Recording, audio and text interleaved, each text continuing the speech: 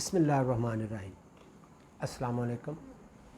Dynamic politics میں میں ہوں آپ کا host professor Abdul Waheed Sheikh. Ideology of Pakistan کے تحت آج ہم ڈسکس کریں گے ٹو نیشن تھیوری اور آئیڈیالوجی آف پاکستان۔ پچھلے لیکچرز میں ہم نے آئیڈیالوجی پہ اور آئیڈیالوجی آف اسلام پہ اور اس کے ساتھ ساتھ تھوڑا سا ہم نے ٹو نیشن تھیوری پہ بھی بات کی تھی، اور اسی سلسلے کو ہم آج آگے بڑھائیں گے کہ آئیڈیالوجی ہے وہ کیا ہے، واٹ از آئیڈیالوجی۔ یہ انسانی زندگی کو بامقصد اور بامعنی بنانے کے لیے ایک ایسا لائے عمل ہے جس کے مطابق لوگ اپنی زندگی اپنی پسند کے مطابق گزارنا چاہتے ہیں، اور وہ لائحہ عمل جو ہے وہ لائن آف ایکشن یا وہ اسٹریٹجی جو ہے وہ آئیڈیالوجی کہلاتی ہے، وہ نظریہ کہلاتا ہے۔ دراصل یہ نظریہ جو ہے وہ ایک سنگ میل ہے جو افراد اور اقوام کی منزل مقصود کی نشاندہی کرتا ہے۔ The strategy for making human life meaningful and purposeful, according to which people want to live their lives, is called ideology. In fact, this ideology is the milestone in the destiny of individuals and nations. تو یہ جو ideology ہے اور یہ ideology ایک مائل stone ہے to get destiny, اور وہ ڈیسٹنی کیا ہے؟ وہ ڈیسٹنی اسلام ہے، اسلام کی تعلیمات ہیں، اسلام پر عمل پیرا ہونا، اس کے احکامات ہیں۔ یہ بات واضح ہے کہ اسلام is a complete code of life, complete conduct of life, which covers every sphere of, every corner of human life. اور یہ کہا جائے تو بالکل درست ہوگا کہ یہی مقصد حیات بھی ہے اور یہی منزل مقصود بھی۔ گویا ہم یہ کہہ سکتے ہیں کہ پاکستان ایک خاص نظریہ یا اسٹریٹجی یا لائن آف ایکشن یا آئیڈیالوجی کی بنیاد پر معرض وجود میں آیا، اور وہ نظریہ کیا ہے؟ وہ نظریہ دین اسلام ہے۔ لوگ اپنی زندگی جو ہے وہ اس کے مطابق گزارنا چاہتے ہیں، اور اس کے احکامات، تعلیمات اور اس کی دی گئی جو ہدایات اور رہنمائی ہے اس کے مطابق گزارنا چاہتے ہیں۔ گویا جو عقائد اسلام یا ارکان اسلام ہیں، اور اس کے ساتھ ساتھ جو حقوق العباد ہیں جن پر بہت زیادہ زور دیا گیا، ان پر عمل پیرا ہونا ہر مسلمان کا فرض اولی ہے، اور جتنا گہرا اس کا ان جو بنیادی چیزیں ہیں، بنیادی اصول ہیں، فنڈامنٹل پرنسپلز ہیں، ان کے ساتھ جتنی ایک عام مسلمان کی گہری اٹیچمنٹ ہوگی، جتنی گہری اس کی نسبت ہوگی، اتنا ہی وہ راسخ العقیدہ بھی ہوگا۔ اور یہی چیز ایک عام مسلمان کو دوسروں سے ممتاز بھی کرتی ہے، دوسروں سے اس کو ڈفرینشیٹ بھی کرتی ہے، کہ جنہوں نے اس نظریہ حیات کو قبول کیا، یعنی جو اللہ تعالیٰ کی وحدانیت پر نبی کریم صلی اللہ علیہ وآلہ وسلم کی رسالت پر اور آقا کریم علیہ الصلوۃ والسلام کے خاتم النبیین ہونے پر ایمان لائے، اسلام کو قبول کیا، وہ مسلمان، اور جنہوں نے قبول نہیں کیا وہ نان مسلم کہلائے۔ اب نان مسلم میں، اب مسلمانوں کے علاوہ نان مسلم میں کوئی اس بات کی تمیز نہیں ہے کہ وہ ہندو ہیں، سکھ ہیں، عیسائی ہیں، پارسی ہیں، جو کچھ بھی ہیں، جب وہ مسلمان نہیں ہے تو پھر وہ نان مسلم ہے۔ ایک طرف ایک قوم، ایک گروپ جو ہے وہ مسلمان ہے، اور دوسری قوم، دوسرا گروپ جو ہے چاہے اس میں جو مرضی ہو وہ نان مسلم ہے۔ تو یہی دو قومی نظریہ ہے، اور یہ اس دن معرض وجود میں آ گیا تھا جب نبی کریم صلی اللہ علیہ وآلہ وسلم نے اپنی نبوت کا اعلان فرمایا، اور یہ اس دن معرض وجود میں آ گیا تھا جب پہلا شخص کلمہ پڑھ کر مسلمان ہو۔ تو ہم اس حوالے سے یہ کہہ سکتے ہیں کہ یہ دو گروہ ہیں جو دو قومی نظریے، ٹو نیشن تھیوری کے تحت، دو قومی نظریے کے تحت دو گروہ ہیں، ایک مسلم اور دوسرا نان مسلم۔ اور اب اس سے ٹو نیشن تھیوری کا ایک طرح سے آغاز ہوتا ہے۔ اس کو عام طور پر انڈیا کے بارے میں پچھلے لیکچر میں بھی میں نے بات کی تھی کہ اس کو انڈیا پر ایک محدود معنوں میں اس کو انڈیا پر اپلائی کیا جاتا ہے کہ ہندوستان میں جی دو قومیں ہیں جی، ایک مسلمان اور دوسرا ہندو۔ نو ڈاؤٹ ایسا ہے، لیکن ایکچولی یہ تصور جیسے میں نے یہ کہا کہ یہ نیا نہیں ہے، یہ بہت پہلے سے ہے، پہلے دن سے ہے بلکہ یہ کہنا چاہیے، اور اس میں ایک گروپ جو ہے وہ مسلم اور دوسرا نان مسلم ہے۔ تو اس کو ہم برصغیر کے حوالے سے، اگر ہم سب کانٹیننٹ کے حوالے سے دیکھیں تو برصغیر میں اسلام کی آمد کے ساتھ ہی ایک جو مقامی آبادی تھی اس میں اسلامی تعلیمات کے حوالے سے، اسلام کی جو جامع اور حقیقی تعلیمات کے باعث ایک ریولوشن، ایک ایکسائٹمنٹ، ایک انقلاب تھا اور ایک ہیجان جو تھا وہ برپا کر دیا۔ اور ہندوستان کی، انڈیا کی یہ اسپیشلٹی تھی ان دا پاسٹ، جتنے بھی ریلیجن انڈیا میں آئے اور انہوں نے اپنا قدم جمانے کی کوشش کی، وہ اپنی جو سیپریٹ اینٹی تھی وہ ہندوازم کے سامنے زیادہ دیر تک جم کر کھڑے نہ ہو سکے، وہ اس کے سامنے قائم نہ رہ سکے۔ اس سے یہ ہوا کہ یا تو وہ اس میں ضم ہو گئے یا اس کے سامنے بالکل محدود ہو کر رہ گئے۔ ہم یہ کہہ سکتے ہیں کہ ہندوازم نے ان دیگر جو مذاہب تھے ان کی اینٹی کو، جو ان کی جو ایک سیپریٹ ورتھ تھی اس کو افیکٹ کیا اور ان کو آگے نہیں چلنے دیا، یا ان کو محدود کر کے رکھ دیا، یا وہ اس میں مرج ہو گئے، ضم ہو گئے، ان کا وجود ہی ختم ہو گیا۔ لیکن اسلام کی جو حقانیت ہے اور اسلام کی جو افاقیت ہے اس پر اس کا کوئی خاطر خواہ اثر نہیں ہوا۔ اسلام نے ہر حال میں اپنی جو ایک سیپریٹ اینٹی تھی اور اپنی ایک سیپریٹ ورتھ جو تھی، وہ اس کو ہر طرح کے حالات میں برقرار رکھا اور کامیابی سے اس کا دفاع کیا۔ ٹو نیشن تھیوری جو ہے، اس سے مراد ہم یہ لے سکتے ہیں کہ دنیا میں انسان زندگی گزارنے کے لیے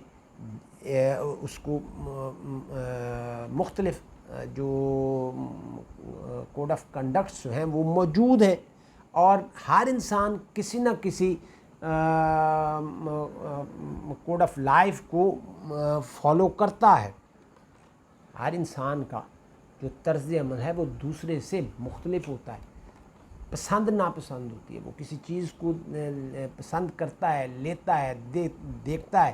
اس سے امپریس ہوتا ہے، انسپائر ہوتا ہے، اور اس کا انفلوئنس جو ہے وہ لیتا ہے۔ تو جس کو جو پسند ہے وہ اس نے لے لیا. اس طرح مختلف نظریات جو ہیں وہ معرض وجود میں آتے ہیں، اور جس نظریہ حیات پہ یا کوڈ آف کنڈکٹ پہ، کوڈ آف لائف پہ کاربند رہتا ہے، ضروری نہیں ہے کہ کوئی دوسرا بھی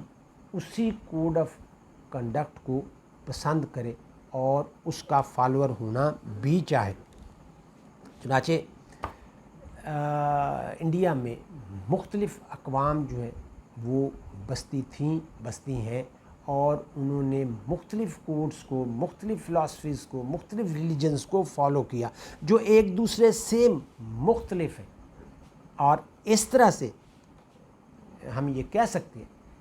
کہ انڈیا جو ہے وہ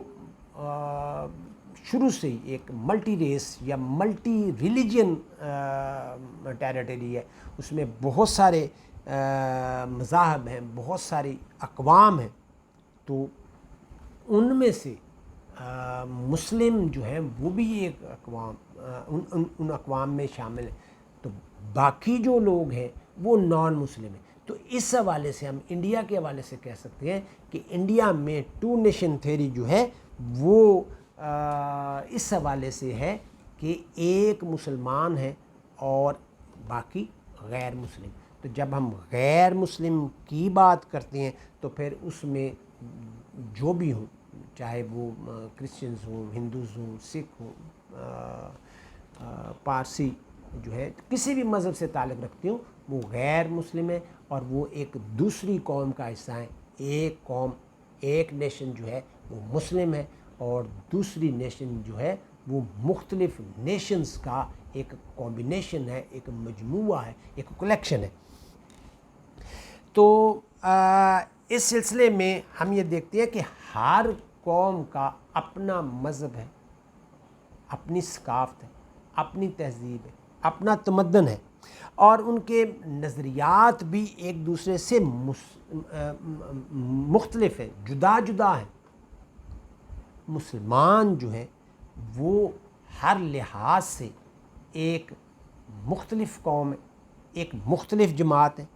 جو اپنی آفاقی تعلیمات کی بنا پر، اپنی ایک دائمی جو اصول ہیں ان کی بنا پر دوسری اقوام سے مختلف ہے. اور جب یہ اختلاف بنتا ہے تو پھر دو گروپ جو ہیں، دو گروہ وجود میں آتے ہیں، اور ان دو گروہوں کی بنیاد پر ہی ہم اس کو ٹو نیشن تھیوری کہہ سکتے ہیں کہ ایک علاقے میں جب ایک سے زیادہ قومیں بستی ہیں، ایک مسلم ہے، ایک تو ہم اس کو کہیں گے نا کہ ایک مسلم ہے اور ایک گروپ یا گروہ یا نیشن وہ ہے، اور دوسری جو باقی ہیں وہ نیشنز جو ہیں یا ان کو ایک اگر ہم شمار کریں تو اس طرح سے ٹو نیشن یعنی مسلم اور نان مسلم کا کنسیپٹ جو ہے وہ سامنے آتا ہے. تو ٹو نیشن تھیوری کی بنیاد پر یعنی ہم نے آئیڈیالوجی کی بات کی، پھر آئیڈیالوجی آف اسلام کی بات کی، اور پھر ٹو نیشن تھیوری کہ مسلمان اس ٹو نیشن تھیوری کی بنیاد پر چونکہ وہ نظریہ اسلام کے قائل ہیں، اس لیے وہ اپنی زندگیاں جو ہیں وہ اس ایک خاص نظریے کے تحت گزارنا چاہتی ہیں، اور وہ نظریہ جو ہے وہ اسلام ہے، دو قومی نظریہ.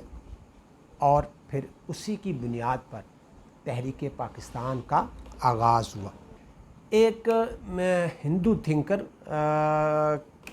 کے ایم پانیکر اپنی book a survey of Indian history میں اس طرح سے رقم تراز ہے: اسلام کی آمد کے بعد سب کانٹیننٹ میں ہر جگہ ایک خط فاضل جو ہے وہ کھینچا گیا جس نے ہندوؤں اور مسلمانوں کو الگ الگ کر دیا، اور وہ صدیوں تک اکٹھا رہنے کے باوجود ثقافتی، تہذیبی، مدنی طور پر جداگانہ طرز عمل کے حامل رہے. مسلم تھنکرز اور مذہبی رہنماؤں نے ہر دور میں اسلامی نظریہ حیات کو دوسرے مذاہب سے سویلائزیشن سے، کلچر سے، دوسری قوم کی جو آئیڈیالوجیز ہیں ان سے مختلف قرار دیا. انہوں نے قرآن و سنت کی روشنی میں مسلمانوں کی رہنمائی کی اور اپنی شناخت کو، اپنی اینٹی جو تھی اس کو دوسری جو سویلائزیشنز تھی یا دوسرے جو ریلیجنز تھے ان میں ضم ہونے سے بچایا. یہ ان تھنکرز نے تب مدد کی جب آپ کہہ سکتے ہیں کہ اسلام جو ہے وہ اس کو خطرات لاحق ہوئے. ان میں بڑے بڑے نام جو ہیں وہ حضرت مجدد الف ثانی رحمۃ اللہ علیہ، شاہ ولی اللہ محدث دہلوی رحمۃ اللہ علیہ، سید احمد شہید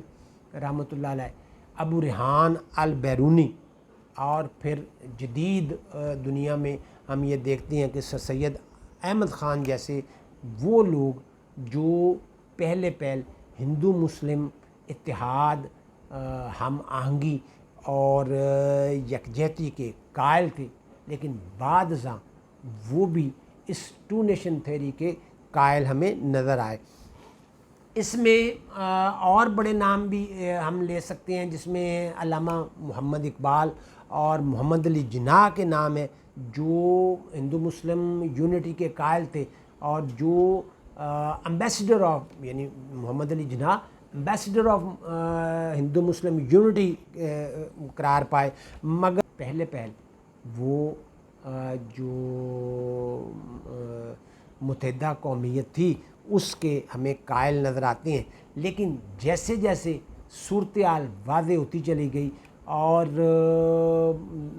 جو نان مسلم تھے اور بالخصوص جن میں ہندو تھے ان کی تنگ نظری جو ہے وہ کھل کر سامنے آتی چلی گئی، تو پھر with the passage of time انہوں نے برملا اور دو ٹوک طریقے سے ٹو نیشن تھیوری کا اظہار کیا. چودھری رحمت علی ایک معتبر نام ہے اور انہوں نے تو باقاعدہ اس ٹو نیشن تھیوری کی بنیاد پر ایک منزل کا تعین کر دیا اور انہوں نے دو ٹوک الفاظ میں یہ بات کہہ دی کہ ایک الگ ریاست، اور انہوں نے اس کا نام بھی تجویز کیا پاکستان. تو ناؤ اور نیور کہہ کر انہوں نے اس بات کو دو ٹوک طریقے سے بیان کیا کہ اب وقت ہے، پھر شاید کبھی نہ آئے. اس کے ساتھ ساتھ ہم جو غیر مسلم اور ہندو تھنکرز ہیں ان میں این سی دت، مہاتما گاندھی، شنکر اچاریہ، ولبھ بھائی پٹیل اور ساورکر جو ہیں وہ قابل ذکر ہیں. وہ بھی ہمیں آہستہ آہستہ اس بات کے قائل نظر آتے ہیں کہ وہ بھی آہستہ آہستہ اس بات کے قائل ہوتے چلے گئے کہ انڈین سب کانٹیننٹ میں دو قومیں آباد ہیں جن کے جو معاملات ہیں وہ الگ الگ ہیں، جن کی تہذیب، تمدن، ثقافت، مذہب جو ہیں وہ الگ ہیں، اور نو ڈاؤٹ یہ صدیوں تک اکٹھے رہے ہیں. لیکن اب ان کو متحد رکھنا ناممکن ہے. وہ اس کو برملا اظہار کریں یا دبے لفظوں میں کریں، ان کی جو تحریریں ہیں ان میں یہ بات واضح ہوتی ہے، اور انہوں نے اس بات کو بھی کسی نہ کسی طرح سے بیان کیا کہ ہندوستان کے فرقہ وارانہ مسائل کا حل صرف اس بات میں ہے کہ ان دونوں کو الگ الگ قوم کے طور پر مان لیا جائے. دو قومی نظریہ ہندوستان میں اگر اس مذہبی یہ ہم ساری بات جو کر رہے ہیں یہ مذہبی حوالے سے ہی کر رہے ہیں، لیکن اس کے ساتھ ساتھ ہم کچھ اور پہلو جو ہیں جس کو ہم ایولیوشنری اسپیکٹس کہہ سکتے ہیں کہ اس کا ایولیوشن جو ہے وہ ایک دن میں نہیں ہوا، اس میں بہت سا ٹائم لگا اور بہت سارے فیکٹرز جو ہیں، بہت ساری ریزن جو ہیں ان کا بھی حصہ موجود ہے. ابھی ہم نے بات کی کہ اس کا اگر ہم ریلیجس اسپیکٹ دیکھیں تو نو ڈاؤٹ دونوں اس ٹو نیشن تھیوری کے تحت مسلمانوں کا اور غیر مسلم کا جو سب سے بڑا فرق ہے وہ مذہب کا ہے. مذہب الگ ہے، تہذیب الگ، ثقافت الگ، تمدن الگ، اور ان میں واضح فرق ہے. اور صدیوں تک اکٹھے رہنے کے باوجود وہ کبھی بھی ایک قوم نہیں بن سکے. یہ اس کا جو ہے وہ ریلیجس اسپیکٹ ہے. اور پھر ہم اس کا کلچرل اسپیکٹ اگر ہم دیکھیں تو اس میں ہم یہ دیکھتے ہیں کہ وہ بھی ہمیں ہر شعبہ زندگی میں مختلف نظر آتا ہے. پیدائش سے لے کر موت تک، یعنی پیدائش کے موقع پر جو معاملات ہیں وہ، اور جو رسومات ہیں ان کے حوالے سے بات کر رہا ہوں، اور جو موت کے حوالے سے جو رسومات ہیں یعنی اس میں بھی بہت سا اختلافات ہیں. طرز معاشرت جو ہے وہ بھی الگ ہے. خوراک، لباس، زبان، رہن سہن، نام، القابات، طرز تعمیر الگ الگ ہے. اور عبادت گاہیں جو ہے ان کا جو طرز تعمیر ہے، اس کا جو طریقہ کار ہے وہ بھی الگ الگ ہے. اور یہ جو اس میں ہمیں جو ریشل ڈیفرنس نظر آتا ہے، نسلی امتیاز، اس کا بھی ایک بہت بڑا فرق نظر آتا ہے. اس کو اگر ہم جغرافیکل اسپیکٹ دیکھیں تو وہ ہمیں بڑا دلچسپ نظر آتا ہے. نو ڈاؤٹ انڈیا ایک وسیع لینڈ ہے اور اس میں ایک وسیع رقبے پر مشتمل ہے، اور ہمیشہ ہی ایک بگ پاپولیشن جو ہے، ایک پاپولس کنٹری جو ہے وہ رہا ہے. اب اس کے جو شمال مشرقی حصہ ہے اور شمال مغربی حصہ ہے، اس میں کمپیریٹیولی جو ہندوؤں کی تعداد ہے وہ کم ہے اور ہر دور میں کم رہی ہے. لیکن اس کے ساتھ ساتھ جو سینٹرل انڈیا ہے اس میں جو ہے وہ ہندوؤں کی تعداد بڑی زیادہ رہی ہے. اور آپ اس کو دلچسپ بات میں نے اس لیے کہا تھا کہ جو شمال مشرقی اور شمال مغربی حصے ہیں اس میں جو دیگر جو مذاہب آئے وہ پینیٹریٹ کیے، اور ہندو مت جو ہے وہ سینٹرل انڈیا میں ہمیں زیادہ نظر آتا ہے. اور آج بھی ایسی ہی صورتحال ہے کہ جو سینٹرل انڈیا کے جو علاقے ہیں ان میں آج بھی ہندوؤں کی ایک بہت بڑی آبادی ہے. اور جو اس کے ساتھ بدھ، جین، سکھ اور اسلام، یہ جو مذاہب آئے اور ان مذاہب کی جو تحریکیں اٹھیں، یہ جو وسطی جو سینٹرل انڈیا تھا اس کے علاوہ جو علاقے ہیں ان میں یہ پینیٹریٹ ہوئیں، ان میں یہ سکسیسفل ہوئیں، سینٹرل انڈیا میں اتنی کامیاب نہیں ہوئی. تو یہ بھی ایک فیکٹر تھا کہ یہ تحریکیں جو ہیں ہمیں یہ شمالی ساؤتھ میں اور نارتھ میں ہمیں زیادہ نظر آتی ہیں اور سینٹرل انڈیا میں ہمیں کم نظر آتی ہیں. اس کے علاوہ ہم اس کا پولیٹیکل اسپیکٹ جو ہے اس کو بھی دیکھتے ہیں، اور اس میں ہم یہ دیکھتے ہیں کہ جب انگریز کے آنے سے پہلے ظاہر ہے مغل سلطنت تھی اور مسلمانوں نے ایک عرصہ جو ہے یہاں حکومت کی ہے. انگریز کی آمد کے بعد جب اس کا ہولڈ ہونا شروع ہوا، اس کا اقتدار پر قبضہ جو ہے وہ بڑھنا شروع ہوا، تو اس میں اس سلسلے میں انگریز سے نجات حاصل کرنے کے لیے چھوٹی بڑی بار کوششیں جو ہیں، بارہا کوششیں جو ہیں وہ ہوئیں، آزادی کے لیے کوششیں کی گئیں. لیکن ہندو جو تھا وہ اس معاملے میں ہمیں سنسیئر نظر نہیں آتا. اس کی بہت ساری وجوہات ہو سکتی ہیں، لیکن ایک وجہ یہ تھی کہ وہ شاید اس کے ذہن میں یہ بات تھی کہ وہ ایک عرصہ جو ہے وہ انڈیا میں مسلم سلطنت کے زیر اثر رہا ہے، اور اب وہ یہ چاہتا تھا